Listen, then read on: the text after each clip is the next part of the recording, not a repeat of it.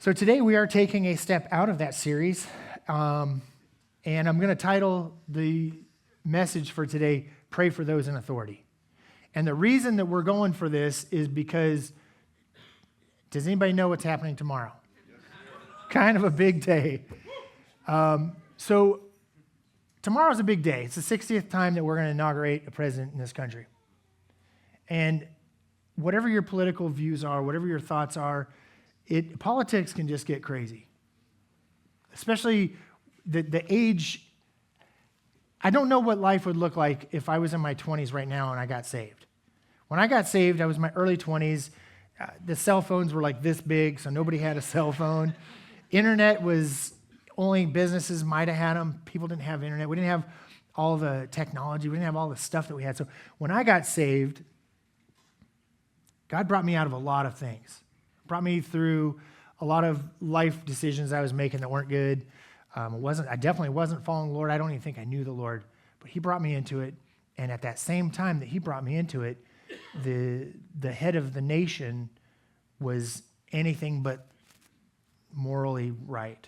He was making a lot of bad choices,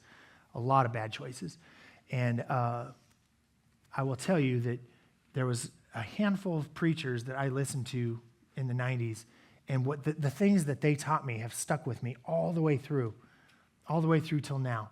And I probably should have counted how many presidents there's been since I got saved, but it's been a few.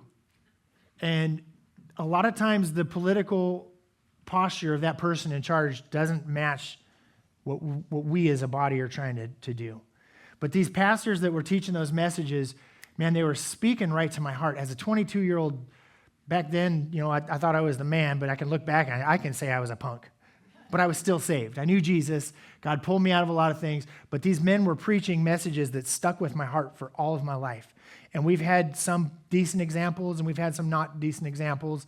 And so whatever is about to take the office as of tomorrow, it doesn't matter what the political affiliation is. It doesn't matter what the views are. Our job in this body is to know, number one, how did that person get into that position?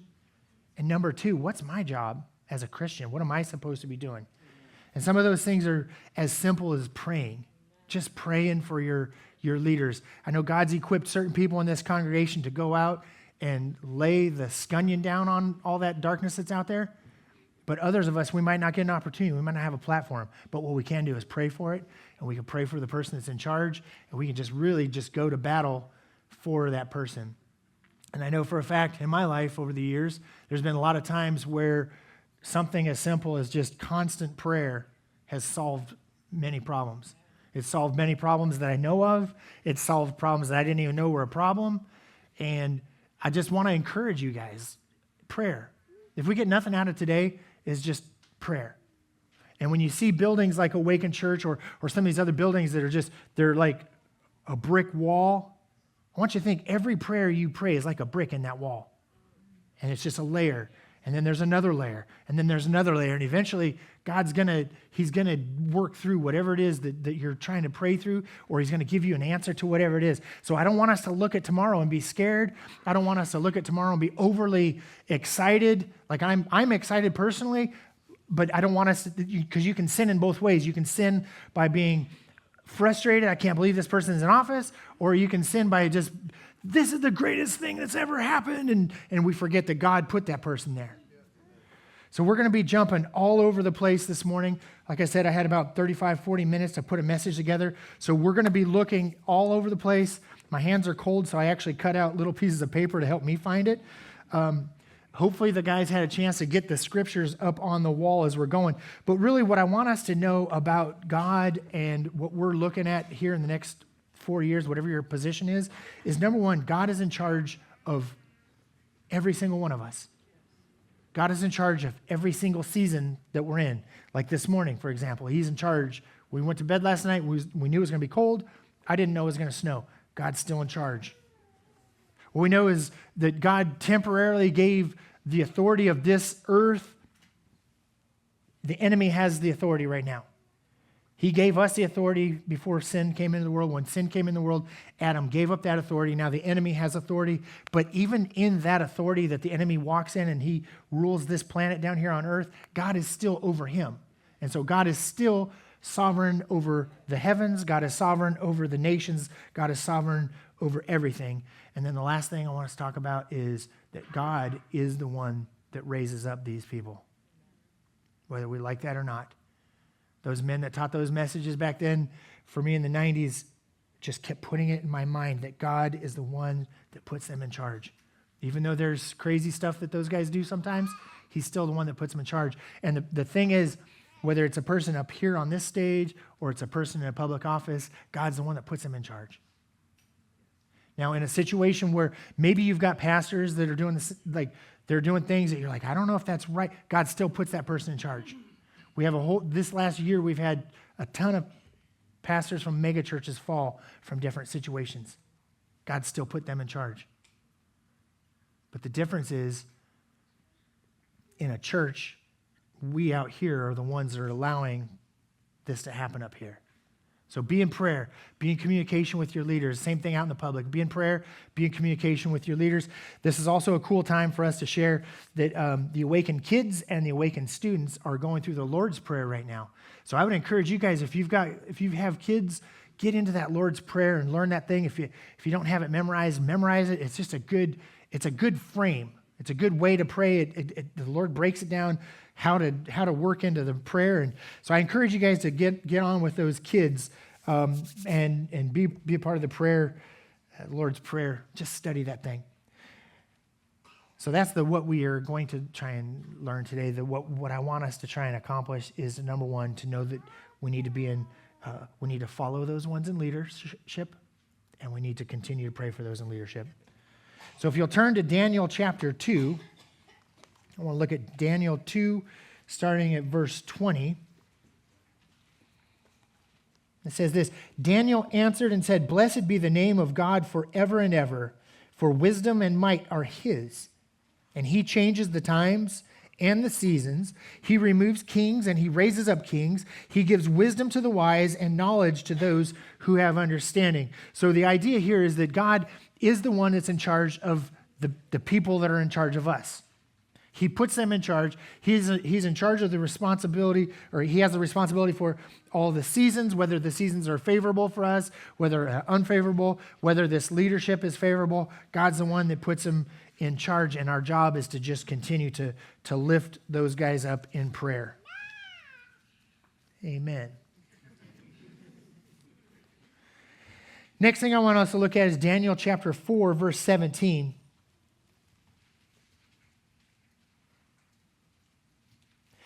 Daniel 4, verse 17 says this: "This decision is by the decree of the watchers, and the sentence by the word of the holy ones, in order that the living may know that the Most High rules in the kingdom of men.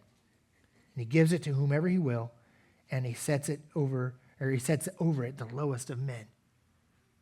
So I'm really just trying to build a biblical principle for us to understand that whether we have a smile when we think about that person in charge or whether we're burdened by that person in charge, we need to be in prayer because it's God that set that person there. And it kind of reflects how all of us are living our lives collectively, how we've got, you turn on the television and you see certain things on the TV. You play these video games. I've been pretty vocal against video games until the last probably 2 weeks. I got my first video game. I've played it for 2 weeks straight. It's horrible, but it's so addictive. But it's so horrible because it's so violent. And this stuff is just out there. The world just accepts these things. It sees it, and it says, oh, my buddy over here is doing it, so it's got to be okay. And he's saying, oh, my buddy over there is doing it, so it's got to be okay. And then we just continue on as a society and as a culture of just taking things that could be good for, like what God tells us to do, and we don't do them. Or we see things that everybody else is doing, and well, they're doing it, and we're okay with it. And meanwhile, God's trying to prick the heart of all of us and just to hit our conscience and say, man, that's not right. But as we collectively move a certain direction, and as we build these things up and we start getting ideas and then God kind of sends us a leader that matches where we're at. That's not all the times. It's not every case. But if you look out through history, a lot of the times it is where whatever that nation is trying to do, that God puts the person in charge that kind of fits what's going on there. So that verse 17 in Daniel, we're seeing really that God is the ruler of everything, and he sets over it a nation, whoever he will. And so when we go into tomorrow and every day, we need to be in prayer for these leaders that are in charge and just continue to lift them up. We're going to go to Exodus chapter 9. If you flip back to the back, Exodus chapter 9, we'll look at verse 16.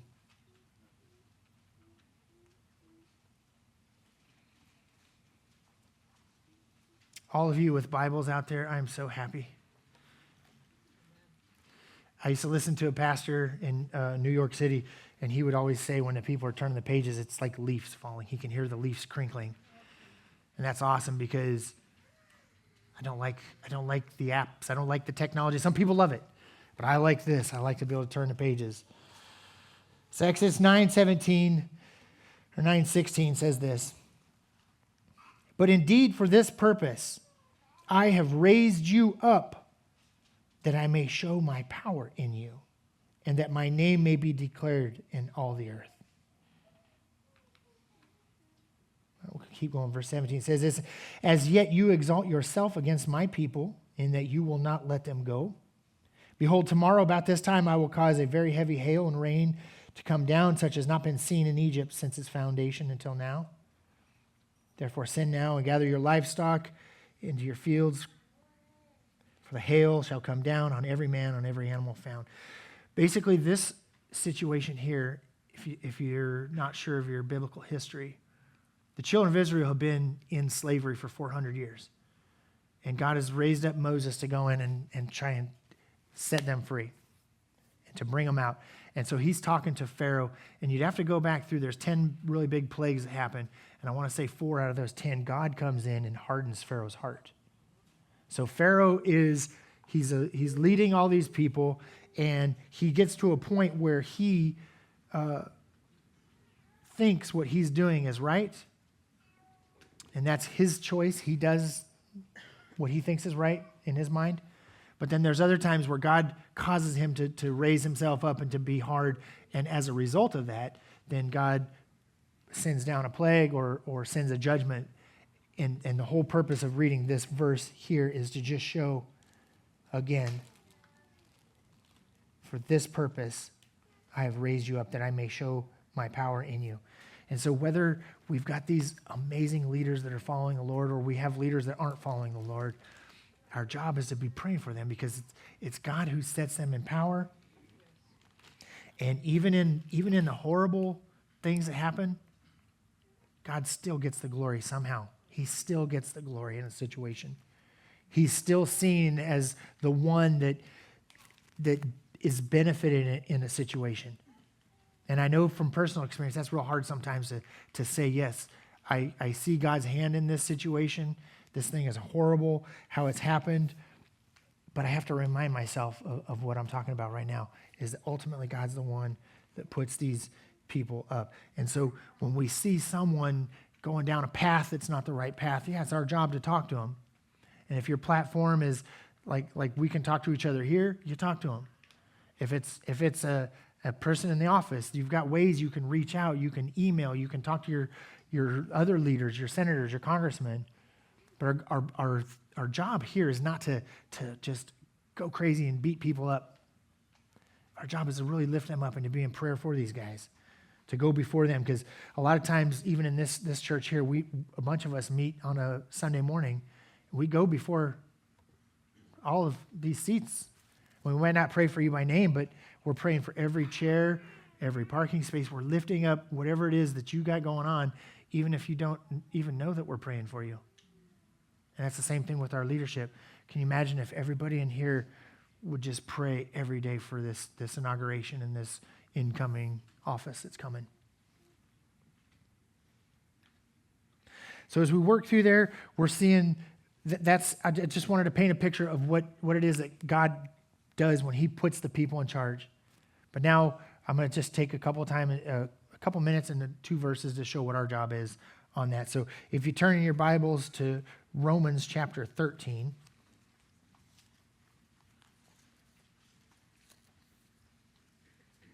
Again, I apologize if this seems all flaky and all discombobulated. But Romans chapter 13, starting at verse 1, says this: "Let every soul be subject to the governing authorities, for there's no authority except from God, and the authorities that exist are appointed by God. Therefore, whoever resists the authority resists the ordinance of God, and those who resist will bring judgment on themselves."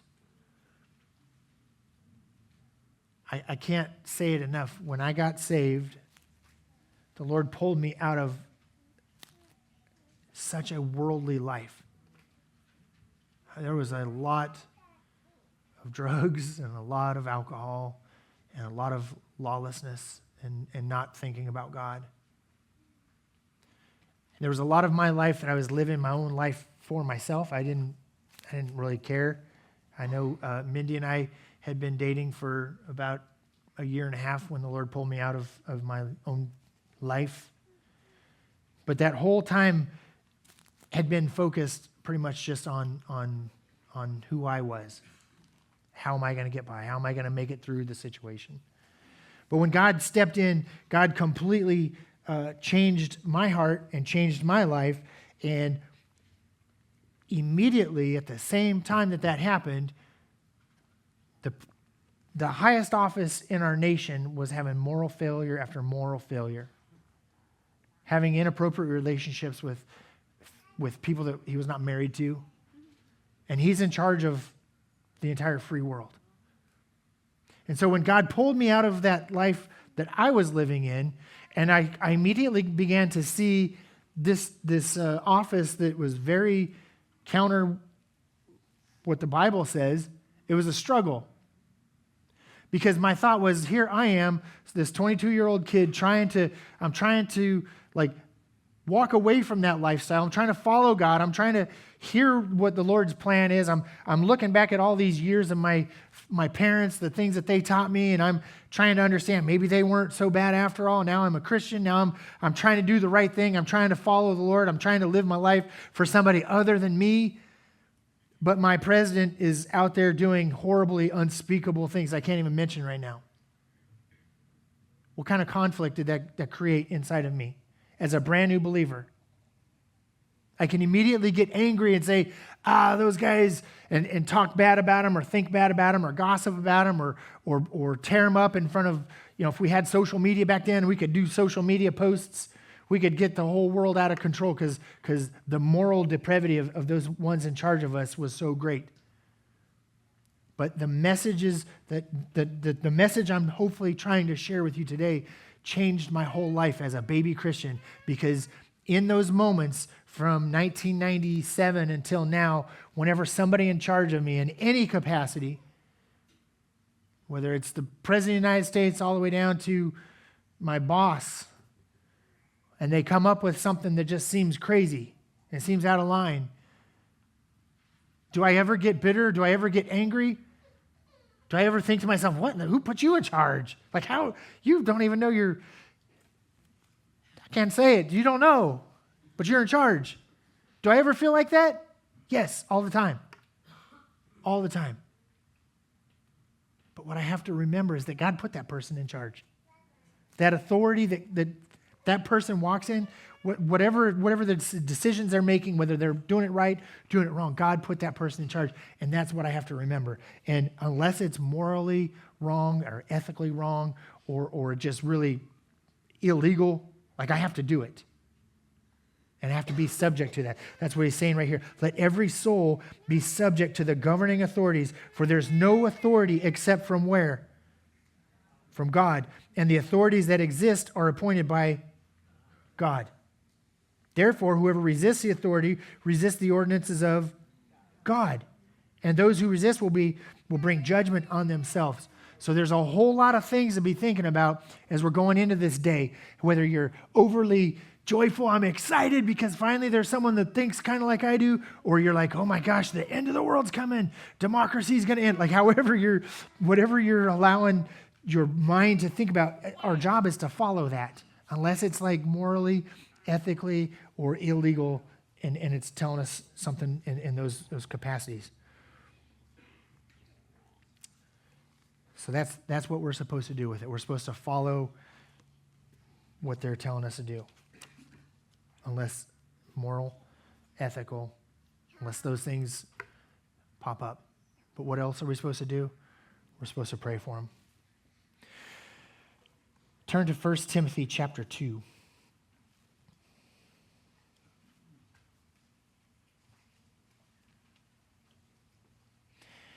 1 Timothy chapter 2, starting in verse 1, says this, therefore I exhort, first of all, that supplications, prayers, intercessions, and giving of thanks be made for all men, for kings, and for all who are in authority, that we may lead a quiet and peaceable life in all godliness and reverence. Why? This is good and acceptable in the sight of God our Savior. So the goal for us is hopefully just an attitude of prayer. Like I don't ever want to stand up here and say something that's going to cause like a major conflict in someone's heart unless that conflict is something good. And so as I look out in this crowd, I know that there's people that God has put in places to make change, to make things happen. And we need to pray for those people as well. But the goal here is to be in prayer. And like I said about the bricks, I just want you to picture each prayer, whether you're praying for our leaders or whether you're praying for a family member, each prayer is like a brick. And I don't know if you've ever built a house. I've never built one, but I've been on a construction site when the guys do it, and it doesn't seem like it's real fun. You put a brick, you put some stuff down, put another brick, put some stuff down. But it has to happen. Like for that house to have a foundation, for that thing to be built, the bricks have to be laid there.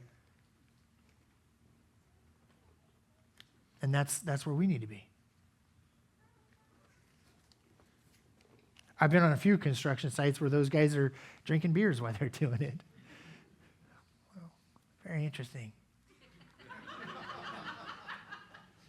It kind of lines up with us. Like I'm not probably drinking beers when I'm praying, but maybe I'm in that mindset where I'm doing my own thing and I'm like, I need to bring this in. I need to pray. I need to pray just like laying those bricks. Another helpful way you can pray for your leaders is to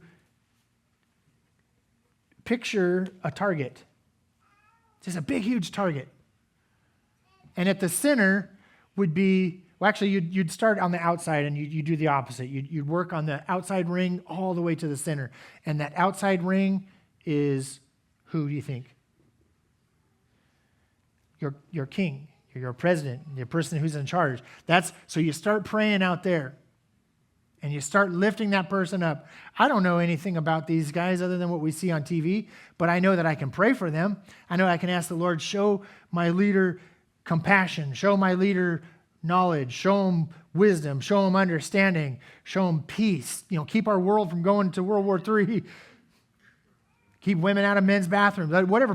Pray for whatever that outer ring is. And then you bring it in. Now I'm praying for my state. I'm praying for my governor. I'm praying. I'm lifting. God, be with that guy. And then I'm bringing it into the next layer. I'm praying for the mayor of Clarksville, the mayor of Montgomery. I'm praying for these guys.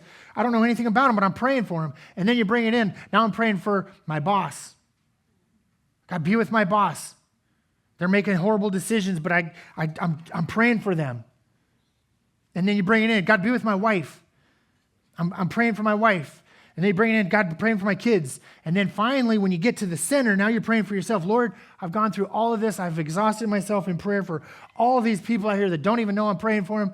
God, please hear my heart. Take the anger away. Take the fear away. Put boldness in there. Open up my platform so I can make a change. These are all things that we need to be praying for. But unfortunately, we get on TV and we see all the dark stuff. We see all the yucky stuff.